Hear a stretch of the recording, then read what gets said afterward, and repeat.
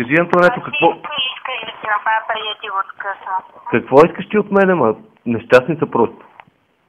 Ще говорите ли си ме пуснал? Ми да, защо не? Нали трябва да сме свободни ръцете, докато те слушам? За такъв педераст като тебе. Да, свободни са ми ръцете, да мога да върша други работи, докато слушам нежния глас. Свирка. Свирка ли ще ми правиш? Какво правиш? Да, кажи каква свирка ще направя преди да ти го откъсна. Каква свирка? Ти си абсолютна параноичка, психопатка и не знам какво да кажа за тебе. Тебе ти много бедена речинка. Ами такива са бедена, не съм умен като тебе.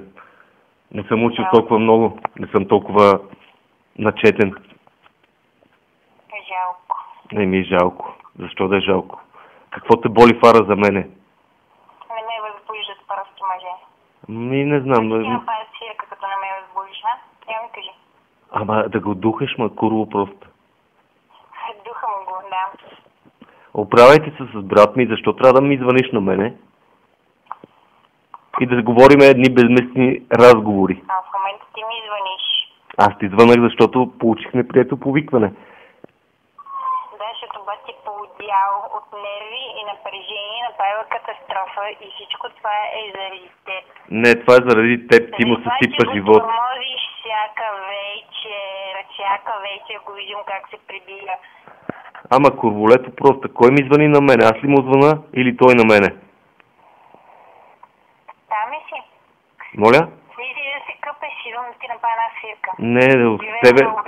Дали ще ме възбудиш, като ти видя дебелия задник, със сигурно ще ми падне. Със сигурност ще ти се дигне. Бъди сигурен. Не мога да бъда сигурен. Стъпанарка просто. Абе колко... Импотентен, аз какво да направя? Ти донеса една виагра, може. Ще го дигнеш.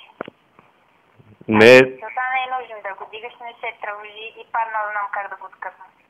Ама курво просто. Значи почваме война с тебе. Ти една година тормозиш брат ми.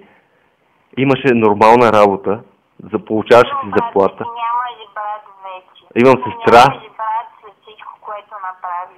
А какво имам една сестра, Антуанета? Не съм ти сестра. Ти си буклук. Така ли? Да.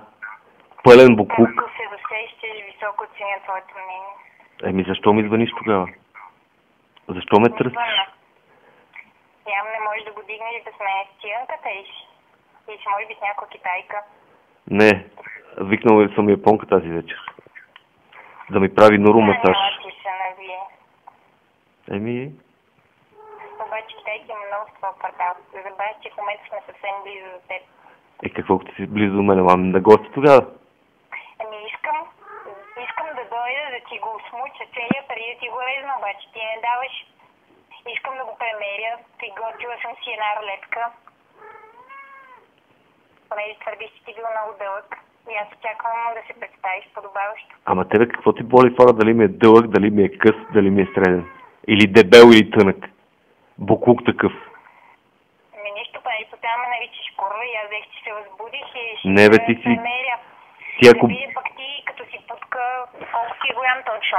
Ти ако беше проститутка да изкарваше някакви пари, щеше да е по-добрия вариант. Как? Аз съм изкарвала много, нали ще спомниш, бати изтегал няколко хиляди, коя проститутка е напомниш цял живот. Много си просто, много. Ами, опитвам се да падна на ниво ти, радвам се, че успявам. Не мога да паднеш. Защо ме оценяваш?